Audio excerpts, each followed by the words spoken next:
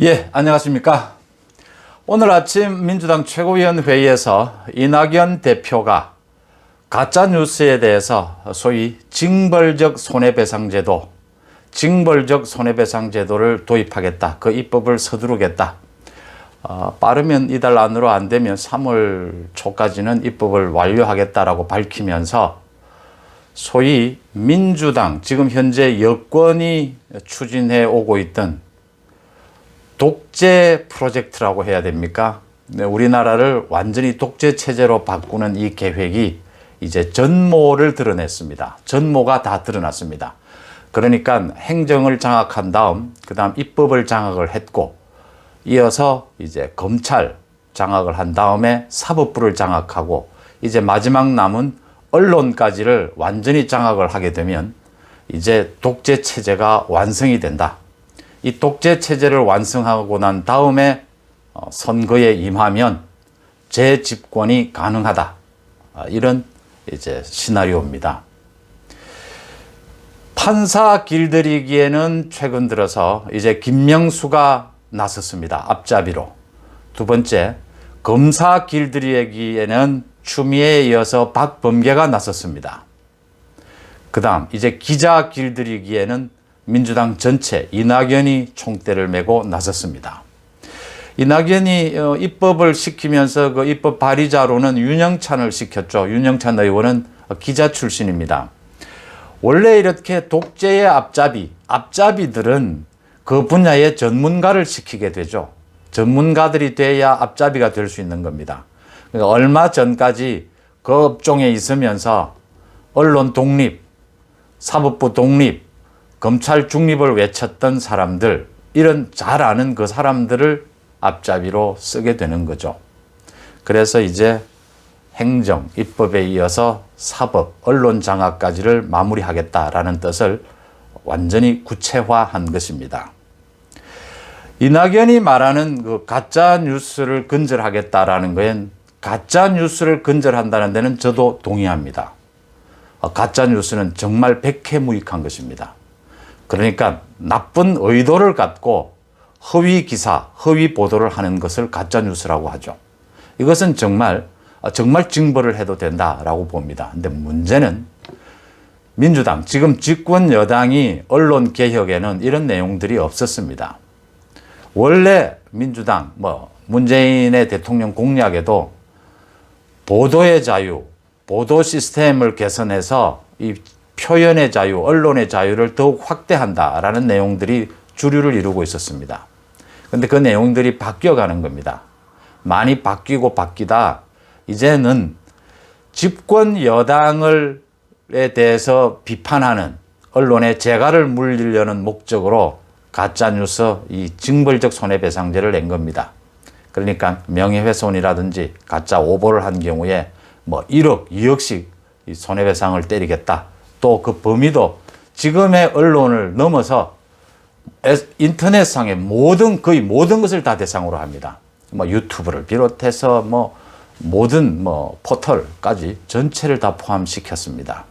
그 의도는 명백하죠. 집권 후반기에 쏟아지는 것은 정부 비판 기사들이 주류를 이루죠. 또 해놓은 짓이 있으니까. 이런 말도 있습니다. 가짜뉴스는 사실은 문재인 정부가 더 많이 만들면서 가짜뉴스 길들이기, 가짜뉴스 단속한다고 나섰다. 이런 얘기들입니다. 이렇게 언론 개혁의 방향이 바뀐 것은 자신들의 집권, 거기에 독재 체제를 구축하는 데 필요하다라고 그 시기를 선택한 것이죠. 이제 더 이상 미룰 수가 없는 거죠. 4월 선거가 있으니까 늦어도 3월까지는 입법을 하겠다. 그래서 언론에 재갈을 물리겠다. 비판적인 언론에. 이런 뜻입니다. 이 내용들을 들여다보면 그 의도가 명백하게 모두 드러나는 대목들입니다. 기성 언론부터 시작해서 인터넷 전체를 다 검열하겠다라는 자세입니다. 그래서 원래의 좋은 취지의 의미는 다 사라지고 정권 말기 선거를 이제 앞두고 정권에 대한 비판적인 기자들의 입을 막아버리겠다라는 뜻으로 보입니다. 그 다음 이제 판사 길들이기에는 이제 김명수가 나섰습니다. 김명수가 이 처참한 지경에 이르고도 개인적으로나 판사로서나 사표를 내지 못하는 이유는 간단합니다. 이 독재 체제의 앞잡이여야 하기 때문입니다. 자기가. 그것을 보여줬죠. 법관 인사에서, 이번 법관 인사에서 왜 자기가 김명수가 이 독재 체제로 가는 앞잡이 역할을 하느냐, 사법, 판사 길들이기에 앞장섰느냐를 명백히 보여줬죠. 그러니까 조국의 부인인 그 정경심에 대해서 법정 구속시킨 판사, 지난번 김경수 드루킹 사건에 대해서 유죄 판결을 내린, 그 2년형을 내린 판사, 이 모든 이 판사들은 뭐 상식에 어긋나게 모두 바뀌었습니다.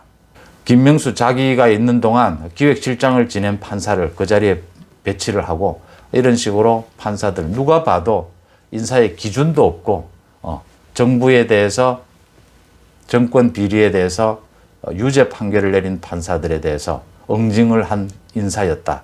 이런 내용들이 그대로 드러나는 겁니다. 판결의 내용의 문제가 아닙니다. 판사들에 대한 인사에 통해서 시그널을 주는 거죠. 앞으로 현 정부에 대해서 좋지 않은 판결을 내리게 되면 인사 조치하겠다라는 것을 이제 김명수가 그동안 이렇게 조용조용 가능하면 해오다가 이제 노골적으로 하기 시작을 한 겁니다. 이제 뭐 다 드러났잖아요. 뭐 미천이 다 드러났잖아요. 김명수 자신에 대해서. 이제 막 가는 겁니다. 이제는. 자기가 이제 독재의 앞잡이라는 걸 숨기지 않겠다는 거죠. 이런 식으로 이제 법관 인사를 하면서 판사들 길들이기에는 김명수가 나섰다. 이렇게 볼 수가 있고요. 그 다음 이제 검사들 길들이기에는 박범계가 나섰습니다. 지난번 검사 인사에서 이성윤이 누굽니까? 지금 권력형 비리 수사를 가는 길목마다 이성윤이 맡고 있습니다. 대검찰청 반부패부장으로서 맡다가 이제는 중앙지검장으로서 맡고 있죠. 윤석열 찍어내기에 가장 앞장선 사람이 이성윤이죠. 윤석열 징계에 1인 5역을 했다라고 하는 심재철 남부지검장으로 요직으로 옮겼습니다. 남부지검장으로 하고 있던 사람이 법무부, 그 검사가 법무부 검찰국장으로 갔죠. 박범계 고등학교 후배라고 하는데 대표적인 친문 검사로 꼽히죠. 방탄 검사죠. 문재인 정부에 대한 권력형 비리 수사를 몸으로 막던 사람들이죠. 라임 옵티머스 비롯한 사건에 대해서. 뭐 채널A 모든 사건들이 이성윤에 개입되고 이성윤에 의해서 막혀온 것 아닙니까? 송철호 사건도 그렇고요. 지금 송철호 사건은 1년 넘게 재판이 열리지도 않고 있습니다. 기소가 된 지 1년이 넘었는데도 문 정권에 대해서 수사를 하는 검사는 인사조치한다. 추미애가 쭉 해왔던 부분이고요. 어제 또 보셨지만 김은경 전 환경부 장관의 그 블랙리스트, 그 수사했던 검사 라인은 지검장부터 시작해서 3명이 다 그 수사를 끝으로 옷을 벗었습니다. 그 청와대 비서관에 대한 판결 내용에서 그 윗선이 있다라는 것을 그 판결문 내용에 명시를 했지 않습니까? 위에 지시에 의해서 이루어진 상황이어서 이건 뭐 사실은 책임을 다 물을 수는 없다 이런 뜻이잖아요. 위에 윗선이 있다. 그 윗선까지 수사를 못한 부분입니다. 지금 그 윗선의 수사를 이제 해야 되죠. 1심 판결이 나오고 난 다음에. 이제 그런 수사를 하면 인사 조치하겠다는 거죠. 한동훈은 지금 뭐 추미애 들어서고 난 이후에 3번째 좌천이 돼서 지금 연수원에 가 있지 않습니까? 어떻게 해서든 윤석열의 팔 다리를 자르고 묶어둬야 된다라는 부분들입니다. 이렇게 판사는 김명수가, 검사는 박범계가, 기자는 이낙연이 나서서 꽁꽁 묶어두면서 독재 시스템, 독재 체제를 완전히 갖추겠다라고 이제 뭐 공개적으로 공표를 하고 그 추진, 마무리 단계에 왔습니다. 그러면 이게 그렇게 두려운 일이냐? 저는 그렇게 두렵지 않다고 봅니다. 중요한 것은 4월 선거라고 봅니다. 이 독재 시스템, 문재인 정권 집권 여당의 독재 구축을 한 방에 무너뜨릴 수 있는 건 4월 선거라고 봅니다. 4월 보궐선거, 서울과 부산 보궐선거에서 한 방에 무너뜨릴 수 있다. 어떻게 가능하냐?